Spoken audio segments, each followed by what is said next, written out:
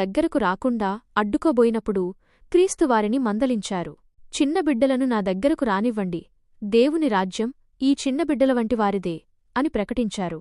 ఈ మాట బాలలను కేవలం ఆశీర్వదించడం మాత్రమే కాదు, వారికి దైవరాజ్యంలో ఒక ఉన్నత స్థానముందని, వారే మనకు ఆదర్శమని క్రీస్తు స్పష్టం చేశారు. రోగులైన పిల్లలకు స్వస్థతనివ్వడం, మరణించిన బాలికను తిరిగి బ్రతికించడం వంటి అద్భుతాల ద్వారా ఆయన బాలల పట్ల తన అపారమైన ప్రేమను చూపారు. బాలలే మన ఆధ్యాత్మిక గురువులు. క్రీస్తు బోధనల్లో బాలలు అంతకంటే గొప్ప పాత్ర పోషించారు.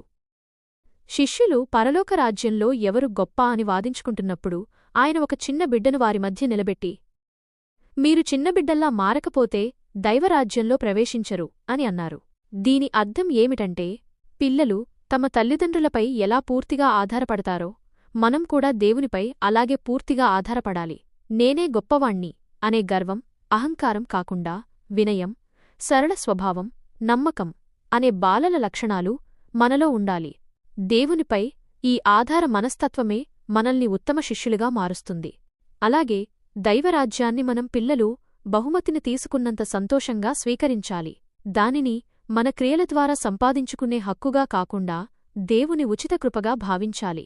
అందుకే క్రీస్తు మనం ప్రార్థన చేసేటప్పుడు కూడా దేవుణ్ణి నాన్న అని ప్రేమతో, నమ్మకంతో సంబోధించమని నేర్పారు. ఈ నమ్మకంతో కూడిన ప్రార్థనే మనం దేవుని నుండి మంచి బహుమానాలు పొందేందుకు మార్గం. ముఖ్యంగా బాలల పవిత్రతను కాపాడటం మనందరి బాధ్యత. అమాయకులైన పిల్లలను చెడు మార్గంలోకి లాగేవారికి దేవుని శిక్ష తీవ్రంగా ఉంటుంది.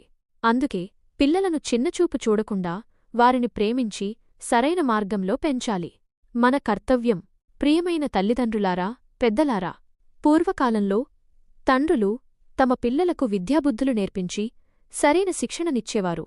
పిల్లలు కూడా తల్లిదండ్రుల మాటలను ఆదరించేవారు. వారి ఉపదేశం మన శీలానికి అలంకారంగా, మెరుగుగా ఉంటుందని పెద్దలు చెప్పేవారు. ఈ బాధ్యత నేడు మనపైన ఉంది. మన గర్వాన్ని, మిడిసిపాటును వదులుకుని ఒక చిన్న బిడ్డలాగా దేవునిపై ఆధారపడి ప్రశాంతంగా జీవించడం నేర్చుకోవాలి. మన చుట్టూ ఉన్న పిల్లలను కేవలం చిన్న వ్యక్తులుగా కాకుండా దైవకృపకు ప్రతిబింబాలుగా చూడాలి. ఈ ఆధునిక యుగంలో ప్రతి చిన్నారికి విద్య, ఆరోగ్యం, ఆహారం, ప్రేమ, రక్షణ వంటి హక్కులున్నాయి. ఆ హక్కులు వారికి లభించేలా చూడటం, వారి అభివృద్ధికి తోడ్పడటం మన సామాజిక, ఆధ్యాత్మిక బాధ్యత. చివరగా మన ప్రభువు చెప్పిన మాటను గుర్తుంచుకుందాం. నా పేరుమీద ఒక చిన్న బిడ్డను స్వీకరించినవాడు నన్ను స్వీకరించినట్లే.